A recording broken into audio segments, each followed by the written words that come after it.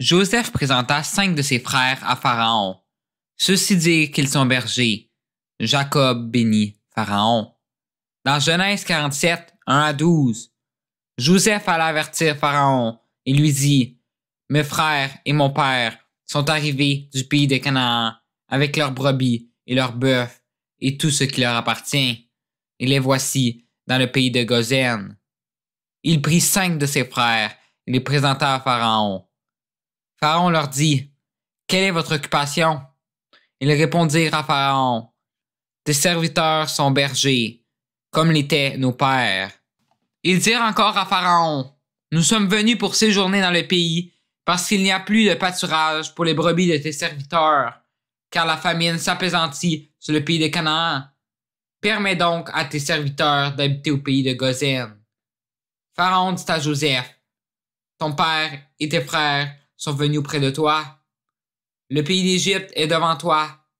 Établis ton père et tes frères dans la meilleure partie du pays, qu'ils habitent dans le pays de Goshen. Et, si tu trouves parmi eux des hommes capables, mets-les à la tête de mes troupeaux. Joseph fit venir Jacob, son père, et le présenta à Pharaon, et Jacob bénit Pharaon. Pharaon dit à Jacob: Quel est le nombre de jours des années de ta vie? Jacob répondit à Pharaon: Les jours des années de mon pèlerinage sont de 130 ans. Les jours des années de ma vie ont été peu nombreux et mauvais, et ils n'ont point atteint les jours des années de la vie de mes pères durant leur pèlerinage. Jacob bénit encore Pharaon et se retira de devant Pharaon.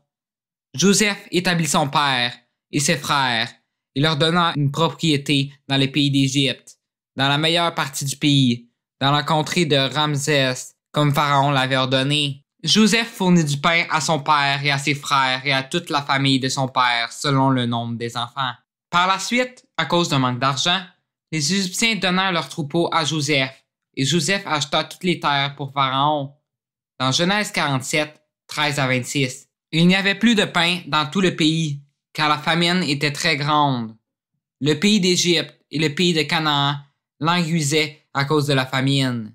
Joseph recueillit tout l'argent qui se trouvait dans le pays d'Égypte et dans le pays de Canaan contre le blé qu'on achetait, et il fit entrer cet argent dans la maison de Pharaon.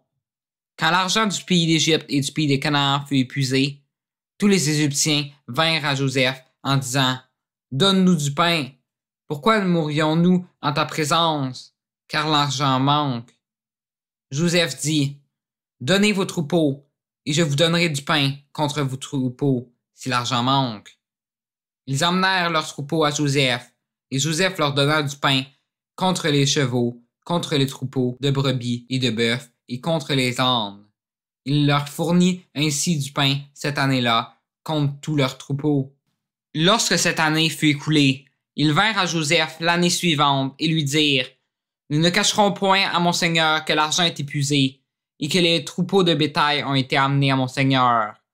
Il ne reste devant mon seigneur que nos corps et nos terres. Pourquoi mourrions-nous sous tes yeux, nous et nos terres? Achète-nous avec nos terres contre du pain, et nous nous appartiendrons à mon seigneur, nous et nos terres. Donne-nous de quoi semer, afin que nous vivions et que nous ne mourions pas, et que nos terres ne soient pas désolées.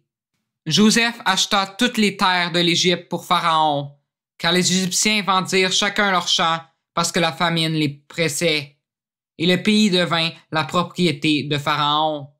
Il fit passer le peuple dans les villes, d'un bout à l'autre des frontières de l'Égypte. Seulement, il n'acheta point les terres des prêtres, parce qu'il y avait une loi de Pharaon en faveur des prêtres, qui vivaient du revenu que leur assumait Pharaon. C'est pourquoi ils ne vendirent point leurs terres. Joseph dit au peuple: Je vous ai acheté aujourd'hui avec vos terres pour Pharaon. Voici pour vous de la semence, et vous pourrez ensemencer le sol.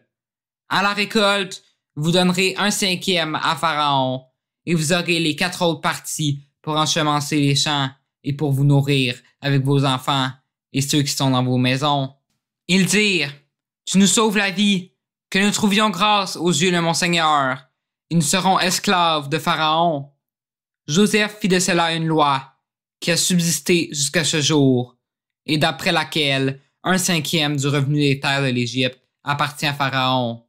Il n'y a que les terres des prêtres qui ne choient point à Pharaon. Israël, proche du moment de sa mort, dit à Joseph de ne pas l'enterrer en Égypte. Dans Genèse 47, 27 à 31, Israël habita dans le pays d'Égypte, dans le pays de Goshen. Ils eurent des possessions, ils furent féconds et multiplièrent beaucoup. Jacob vécut 17 ans dans le pays d'Égypte, et les jours des années de la vie de Jacob furent de 147 ans. Lorsqu'Israël approcha du moment de sa mort, il appela son fils Joseph et lui dit: « Si j'ai trouvé grâce à tes yeux, mais, je te prie, ta main sous ma cuisse, et use envers moi de bonté et de fidélité. Ne m'enterre pas en Égypte. Quand je serai couché avec mes pères, tu me transporteras hors de l'Égypte, et tu m'enterreras dans leur sépulcre. » Joseph répondit: « Je ferai selon ta parole. » Jacob dit: « Jure-le-moi. » Et Joseph le lui jura. Puis Israël se prosterna sur le chevet de son lit. Dans la prochaine vidéo, Joseph alla voir Jacob qui était malade.